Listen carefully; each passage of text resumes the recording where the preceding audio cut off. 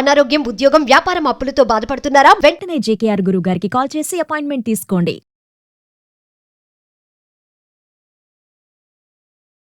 Suman TV ప్రేక్షకులకు నమస్కారం. నేను ఉదయశ్రీ. ప్రెజెంట్ మనతో ఉన్నారు కేరళ జ్యోతిష్యం బ్రహ్మశ్రీ డాక్టర్ జేకేఆర్ గారు.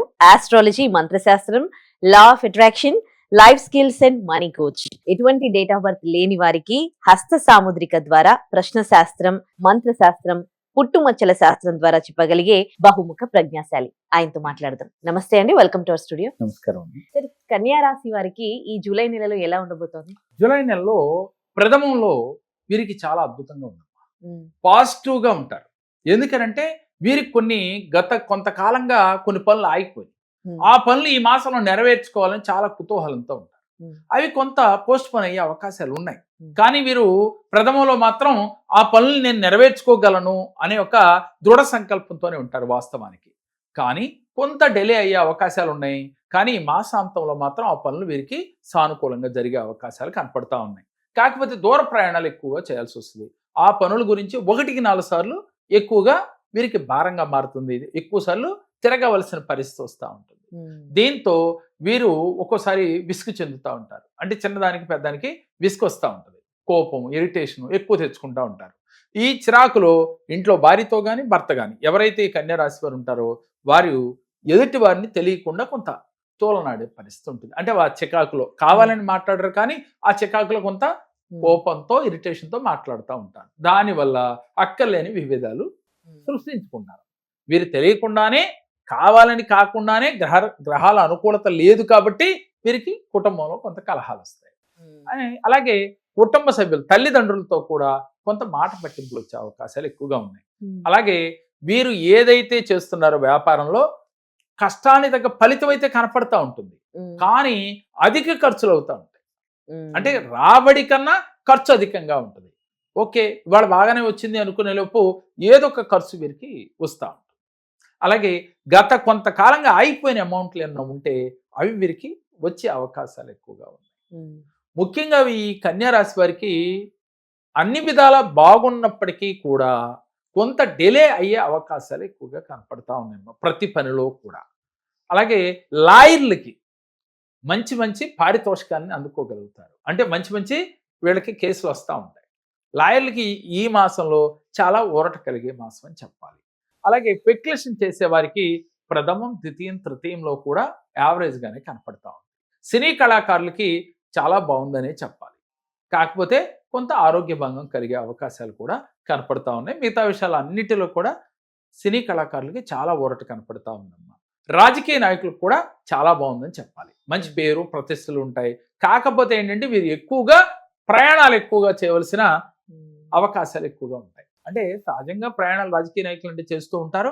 ఈ మాసంలో కొంచెం ఎక్కువగా చేయవలసిన పరిస్థితులు కనపడతా ఉన్నాయి. ఎందుకని దానివల్ల అధిక ఖర్చులు అవుతూ ఉంటాయి. అలాగే టీవీ కళాకారులు ఉంటారన్నమాట.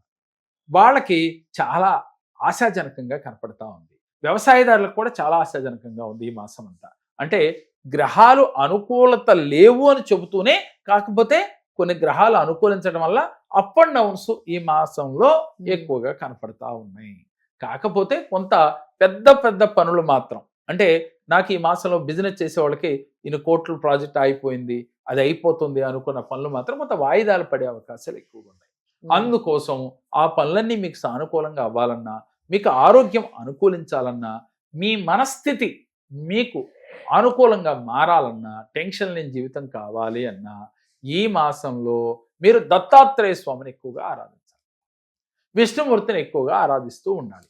మీ దగ్గరలో ఎక్కడైనా దత్తాత్రేయ స్వామి ఆలయం ఉంటే మీరు వెళ్ళి ఆ స్వామి గుళ్ళో ఒక్క పావు గంట నుంచి అరగంట ధ్యానం చేస్తూ ఉండాలి.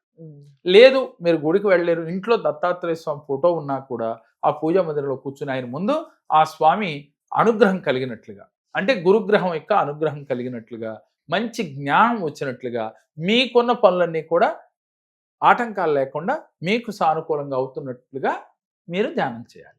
ఇలా చేయటం వల్ల మీకు మంచి జరిగి తీరుతుందమ్మా. దీంతో పాటుగా ప్రతి సెకను కూడా పాజిటివ్గా మీరు ఎట్లయితే ఉంటున్నారో మొట్టమొదట్లో ఈ మాసాంతంలో, ఈ మాసం మొదట్లో మీరు ఎంతైతే కాన్ఫిడెంట్గా ఉన్నారో చివరి వరకు అది తగ్గకుండా ఉంటే గ్రహాలు అనుకూలత లేకపోయినా కూడా ఎంతో కొంత మీకు మంచి ఫలితాలు వస్తాయి. అంటే మన భావానికి సపోర్ట్ అవుతుందమ్మా. అందుకే మ్మ్. భగవద్గీతలో శ్రీకృష్ణ భగవానుడు అంటాడు, యద్భావం తద్భవతి అని. మరి ప్రథమంలో మీరు చాలా కాన్ఫిడెంట్ గా ఉన్నారు, ద్వితీయం తృతీయంలోకి వచ్చేసరికి డేలా పడిపోతా ఉన్నారు, నిరాశ చెందుతూ ఉంటారు. అందుకని అలా కాకుండా మొట్టమొదట్లో ఎలా ఉన్నారో ఈ మాసాంతము కూడా అదే దృఢ సంకల్పంతో నాకు రేపు అవుద్ది, ఇవాళ అవ్వలేదా రేపు అవుతుంది అనే కాన్ఫిడెంట్తో ఉంటే డెఫినెట్గా 2 రోజులు లేట్ అయితే అవ్వచ్చు, కానీ ఈ మాసంలో వీళ్ళకి సానుకూల ఫలితాలు వస్తాయి. ముఖ్యంగా ఈ గోచారిత్య ఫలితాలు మాకు జరగటం లేదు, ఇది నిజమా కాదా అని సందేహం వలదు. జన్మ జాతకంలో మీకు 100కి 90% ఫలితాలు వస్తాయి, 99% కూడా ఫలితాలు మనం చెప్పుకోవచ్చు. ఈ గోచారిత్య ఫలితాలు అందరికీ సంబంధించి చెప్పాయి కాబట్టి జన్మ జాతకంలో ఎవరైతే సమస్యలు ఫేస్ చేస్తున్నారో కన్యా రాశి వారు ఒక్కసారి ఈ కేరళ జ్యోతిషాన్ని సందర్శించినట్లయితే వారి జీవితంలో ఎందుకు ఈ సమస్యలు వచ్చినాయి, దాని నుంచి ఎలా బయటపడాలి, ఏం చెయ్యాలి అనేది పూర్తిగా వివరించి వారిని ఆ సమస్య నుంచి బయటికి తీసుకురావచ్చమ్మా.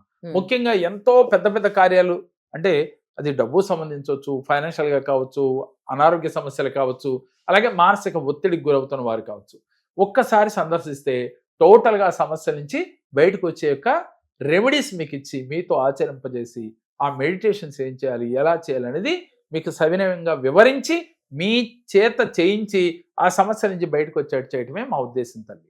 కాబట్టి ఎవరైతే సమస్యతో ఉన్నారో స్క్రీన్ పైన స్కోవతల నెంబర్కి కాల్ చేస్తే మరిన్ని వివరాలు తెలియజేస్తారు. కన్యా రాశి వారు ఈ రెమెడీ చేసి అయినా మీ సమస్యలు తీరట్లేదు అనుకుంటే ఒక్కసారి కేరళ జ్యోతిషాన్ని సందర్శించి చూడండి. ధన్యవాదాలు గురుగారు. నమస్కారం.